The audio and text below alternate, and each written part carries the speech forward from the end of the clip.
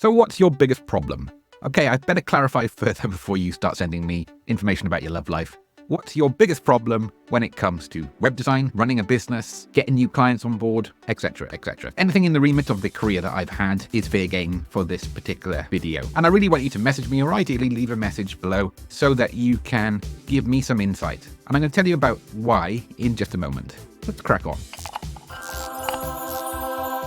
And I'm going to do something that I really do, mainly because I don't enjoy it, and that's talk about myself for a little bit. Just to give you a little bit of backstory in terms of the career that I've had to date. And the reason I don't like talking about myself is predominantly because I'm a bit of an introvert. I know, ironic considering I'm running a YouTube channel, but also I've heard all of these stories before and they bore me a little. So I'll try not to sound too bored when I talk about some parts in my career to date. Spanning back to around 2004 when I graduated from product design, I co-founded my first agency with one of my mates from my course in university. Having studied product design, we were able to transfer this over to other mediums of design at a point in time where UX and UI weren't really mentioned within web design. In fact, web design, and I mentioned this before, is a bit like the Wild West, or at least it was back then. Every kid in their bedroom, yours truly included, were building websites and selling them for as much cash as they can get their hands on. And in my case, I would be very proud about the fact that I could sell a website for £1,000, not knowing at the time that it would take me 3 months to deliver that work. But hey, it's all really good experience.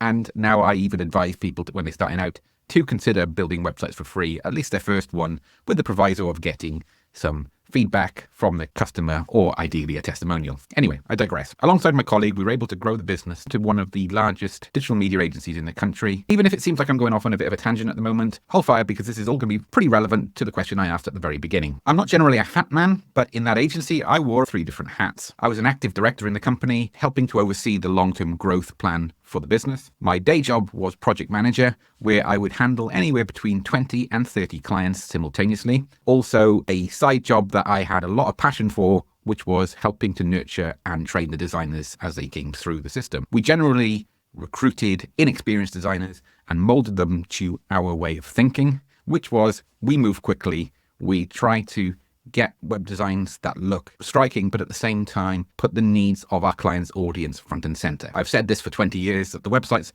not for us as a designer, it's not for our client, it's actually for our client's audience. And as long as we put them front and center, a little bit like Google's approach when you want to rank on Google, it's not about you, it's not about Google, it's about the visitor in that session that they're viewing on the site. And that's one of the things that served me really well in the last 10 years when I packed up, decided to leave an agency when it was really coming into its peak and move out to the middle of nowhere and start it all again. Yes, I'm a little bit weird like that. So I decided to launch Pixelhaze as a studio that would bridge the gap between small businesses that couldn't afford the agency service, but would quite like the polish and the finish and the aftercare that you would expect from a leading agency. And the reason I went down this route is because I had found a solution that I felt could help me bridge that gap. It was Squarespace. After hearing about Squarespace on the Big Web Show podcast way back in 2014, I felt that it was the missing piece that would allow me to build websites quickly, efficiently, and at a low cost rate that I could then do what most other agencies would never do, which is go after small businesses. We're talking about a budget of £500 through to £3,000. That's my sweet spot in terms of the delivery and the services that I could offer to that audience. The moral of this story, and the reason I'm bringing all this together, is because whatever the problem that you have, there's a good chance that I've already been through it, been frustrated by it, and solved it in the past.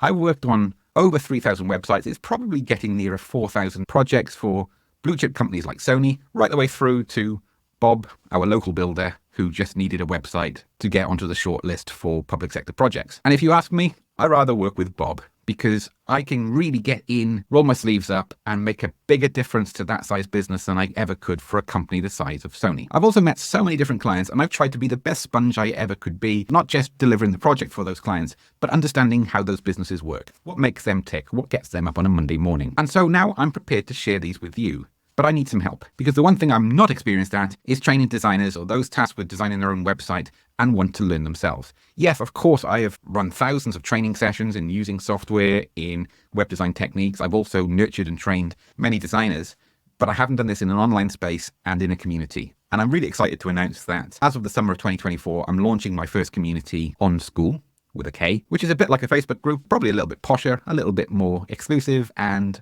most importantly for me, more personal. In this group, you'll have direct access to me. You'll have our full back catalogue of courses, everything from using AI techniques in web design to Photoshop through to our flagship Squarespace Box of Tricks course. We'll also show you alternatives like hosting a website builder and how that could be really suitable for low-cost websites where you can host many websites on one server instead of setting up a new hosting account for every single site akin to Squarespace. We're also adding our Moonshot Transformational Program, which is a 6-week program to become a web designer where I go into more detail about the things I've covered in this video. And one step further, I've developed SquareForge earlier this year, which is an accumulation of 10 years of working with Squarespace to develop a template kit that can help myself and our team rapid prototype Squarespace sites. And now we're making it available to you as well. Best thing is, all of this is included within our monthly membership at school. And if you'd like to find out more about it, pop down into the description because there is a waitlist and we'll let you know more about it as and when it officially opens. But back to our questions today. What is your biggest headache? By understanding these, I can shape my content to your requirements. At the moment on our leaderboard, we have getting clients, technical problems, managing time, and pricing projects. What have I missed? Love to hear from you. Hope you found this video helpful, and I'll catch you soon. Cheers.